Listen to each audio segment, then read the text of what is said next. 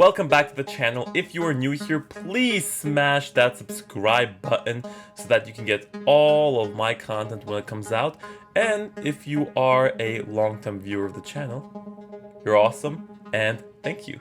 In this video, I'm going to be going over every kind of percent problem that you might encounter on the SAT and how to do them.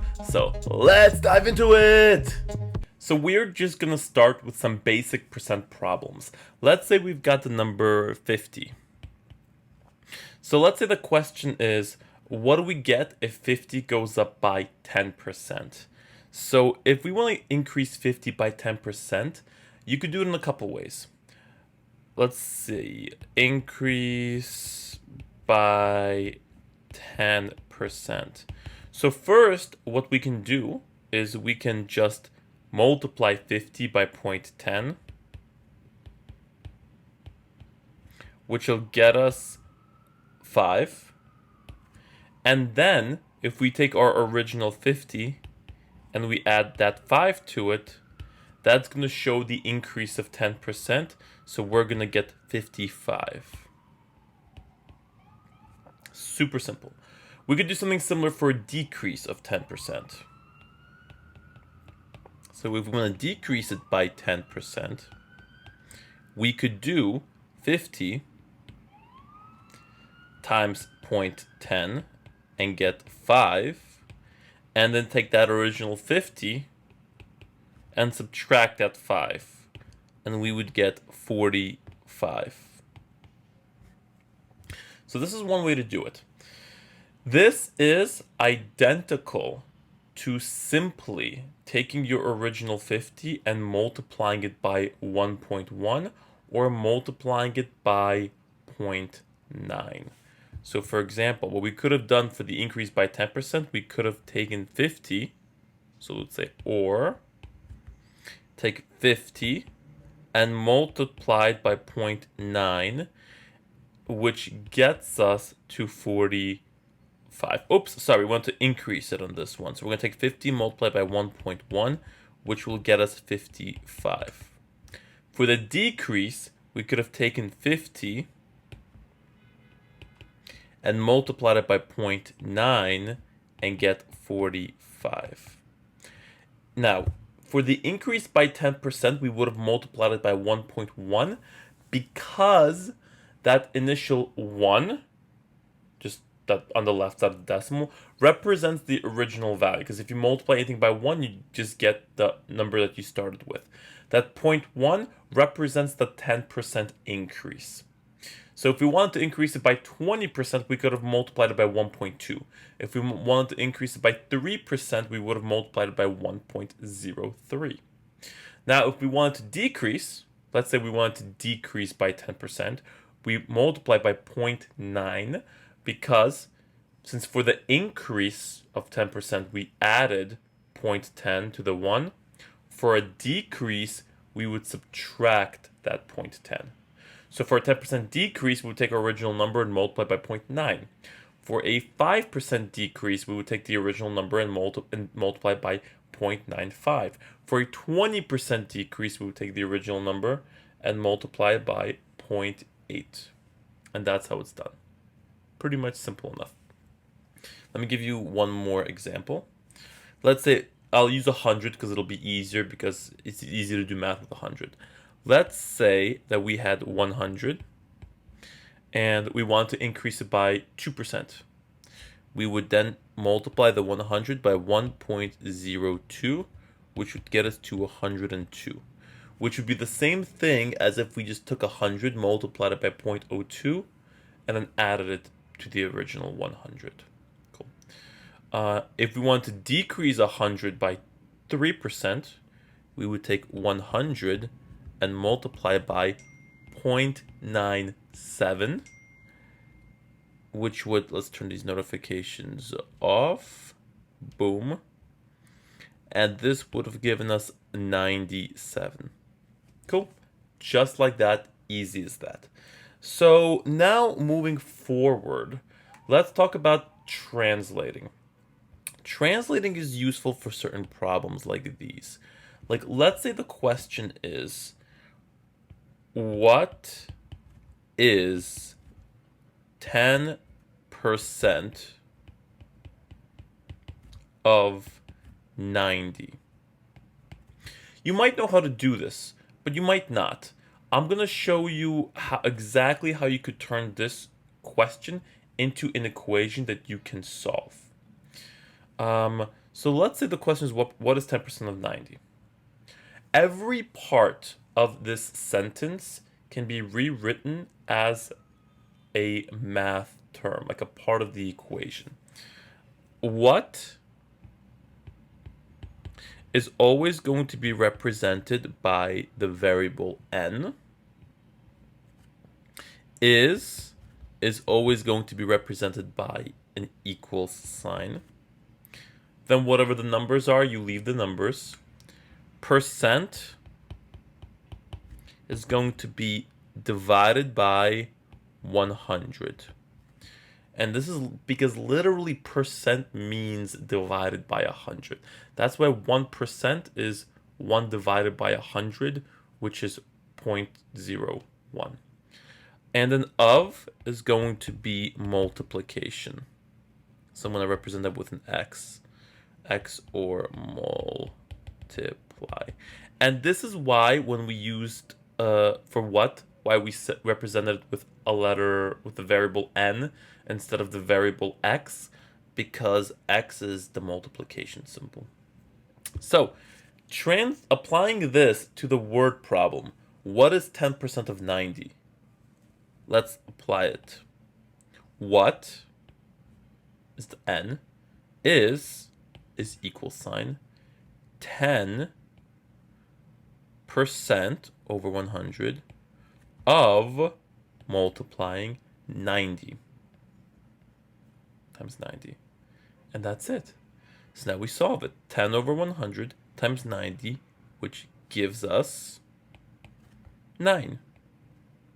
So 10% of 90 is 9. Cool. Let me give you an example of another problem that would use this. Let's say the question instead were 6 is what percent of 60? Now the problem is structured a little bit differently, but we can still use the same translations. So 6, remember when we had the number, we just write the number down, is equals what is the n percent divided by 100 of multiplication, and then the last number 60. So 6 equals n over 100 times 60. So 6 is going to be equal to 60n over 100. So the zeros will cancel out. So 6 is equal to 6n over 10. So n is going to be equal to 10. Boom. So 6 is what percent of 60? 10. That's it. That's exactly how you would do it. Some people get confused about how to do it when it's like what is 10% of 90 versus 6 is what percent of 60, right? Because the wording is different. If you simply use the translations, you're never going to mess it up. Cool. Let's keep going. Now here we've got a few questions dealing with this. Simple percent and translation problems. Let's look at the first question. The budget for a school band was $8,000 in 2010. The budget increased by 15% from 2010 to 2011, and then increased by 22% from 2011 to 2012. Which of the following expressions represents the budget for the school band in 2012? Okay, so the original number was 8,000, right? Then they decreased it by 15%. So let's remember, how do we do a decrease of 15%? What we're going to do is we're going to take this 8,000 and multiply it by 0.85. Because 0.85 represents a 15% decrease because it's 0.15 less than 100%. Then they told us it increases by 22%. So now when it's an increase, we do the opposite. We add that on. So we're going to multiply this by 1.22. And luckily for us, we don't even have to do the math. It doesn't matter whether this is non-calc or calc. We just look at the answer choices and see what matches up to what we came up with. 0.85 times 1.22 times 8,000, which is answer choice B. Cool? So one more time, started with the 8,000. 15% decrease means we multiply by 0.85. Then a 22% increase means we multiply by 1.22. Next question. Kate bought a bus pass that had an initial value of $90. For every bus ride Kate takes, $1.80, the cost of one bus ride is subtracted from the value of the pass. What percent of the initial value of Kate's bus pass is the cost of one bus ride? So let's use the translation we learned. What percent of the initial value of Kate's bus pass, which was 90, so times of 90, is the cost of one bus ride? Okay, so one more time. What percent, so n over 100 of multiplication, the initial value times 90 equals the cost of one bus ride, and that was that 180. So now just solve it for n. N over 100 is going to be equal to 1.8 over 90.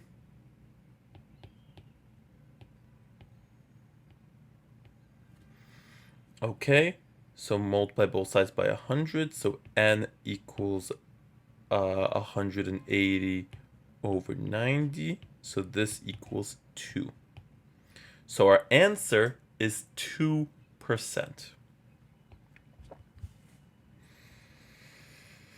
And the last question. Tamika is ordering desktop computers for her company. The desktop computers cost $375 each, and tax is an additional 6% of the total cost of the computers. If she can spend no more than $40,000 on the desktop computers, including tax, what is the maximum number of computers that Tamika can purchase? So let's just go through it little by little. We've learned everything now that we need to solve this question. So desktop, so we're looking for the maximum number of computers that Tamika can purchase. So X is going to be the number of computers.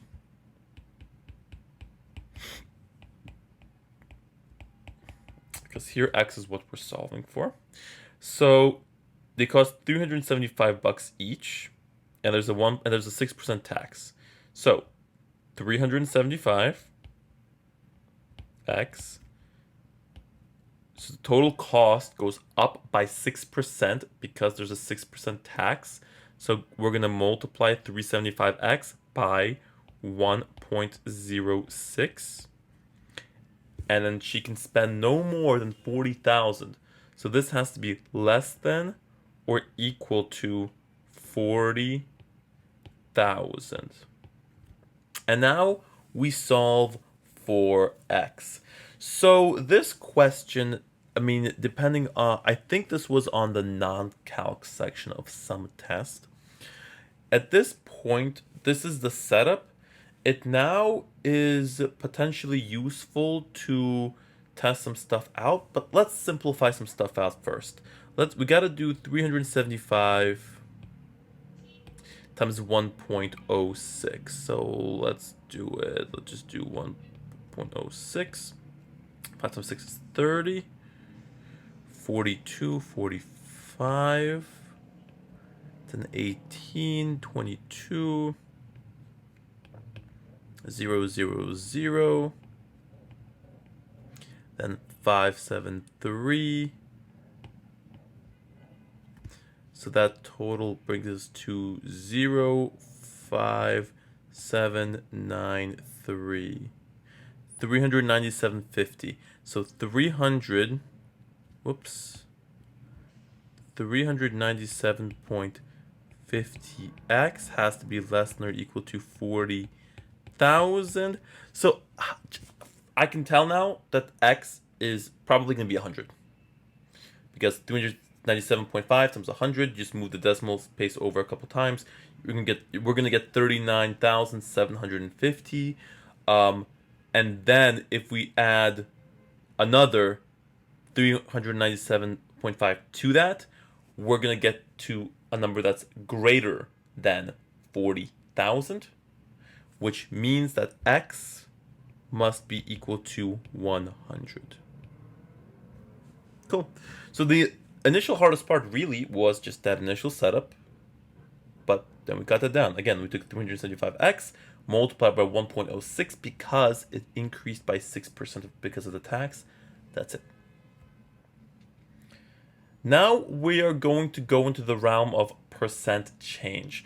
Percent change problems it's basically when they're talking about a percent increase or a decrease from one number to another number. That's when we deal with percent change. So let me first give you the percent change formula. So percent change is just equal to your new value minus your original over the original, and then you multiply that by 100%. Let me give you an example. Let's say that I have a pair of jeans, right? And my jeans, let's say they cost, I don't know, let's say they cost $50. But then the price goes up to, let's say 75.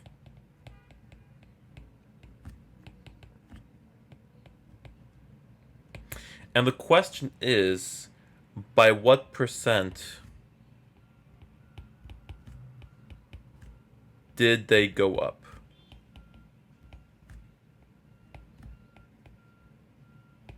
Now the question could be phrased in a few ways. The question could be phrased, by what percent did they change? By what percent did they go up? Maybe it was a decrease, in which case it would be, by what percent did they decrease? But all of these words signal that you just have to use the percent change formula. So let's apply it. So percent change is equal to new minus original over original times 1,000. The new value was 75. The original was 50 divided by the original of 50 times 100%. So this will be equal to 25 over 50 times 100%, which is equal to 50%. So that means the price of the jeans had gone up by 50%. Cool. Now what if instead the question were, let's say the jeans were $50 still, but then went on sale for $40. And we want to know, by what percent did they decrease?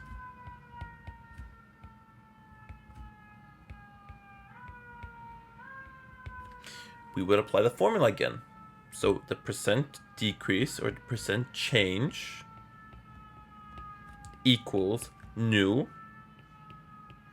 minus the original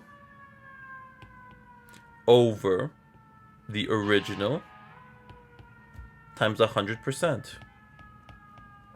So this is going to be equal to negative 10 over 50 times 100%. So that means we're going to get minus 20%.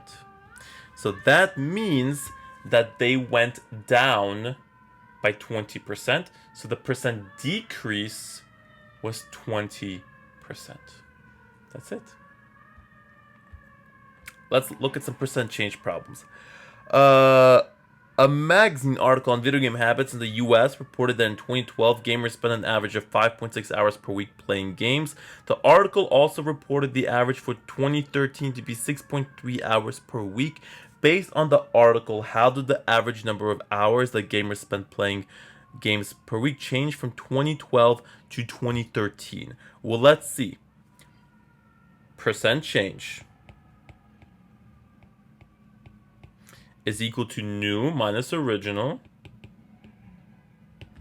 over original times 100%. So we're going to do 6.3 minus 5.6 over 5.6 times 100%.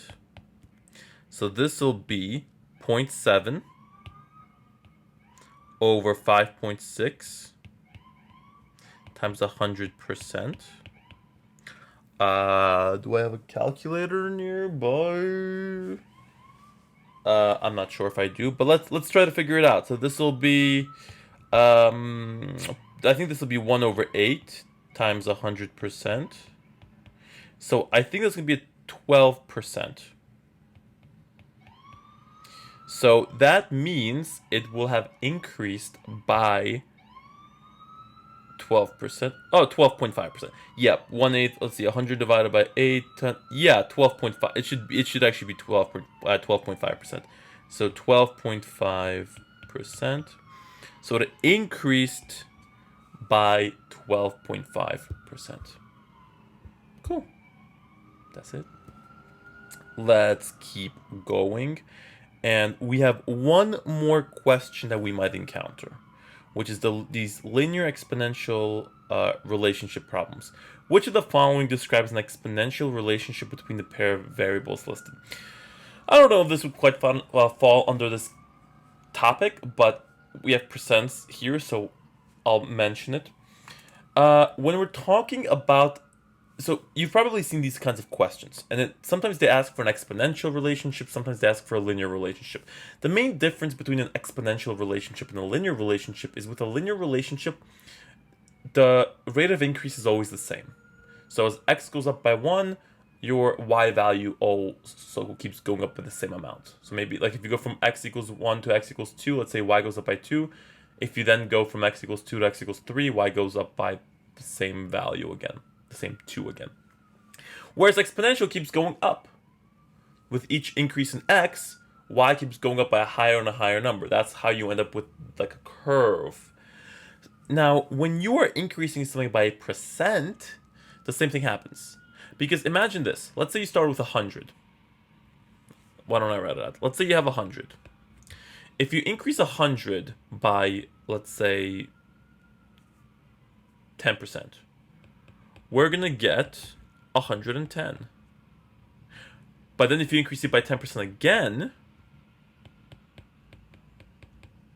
we're going to get 121, I think. So first we went from 100 to 110, but then we went from 110 to 121. So first our increase was by 10, but then we increased it by 11. This is because when you keep increasing by percents, if you keep increasing each number by the same percent, it's going to keep increasing by a higher and higher number. Now, if you had increased it by 8% of the original number, like if we kept increasing by 10% of 100, we would just keep increasing by 100. That would be a linear relationship. But because we keep increasing by 10% of each subsequent term, that turns it into an exponential relationship. And it'll be the same thing for decreases. So in this case, we might get an exponential relationship. Answer choice A says that the intensity of light keeps decreasing by 20%. So the number will keep decreasing by a different amount with each time. So A, for example, would work. All the other ones are linear relationships, which is why they're no bueno. So the answer to this one, for example, would be A. Cool.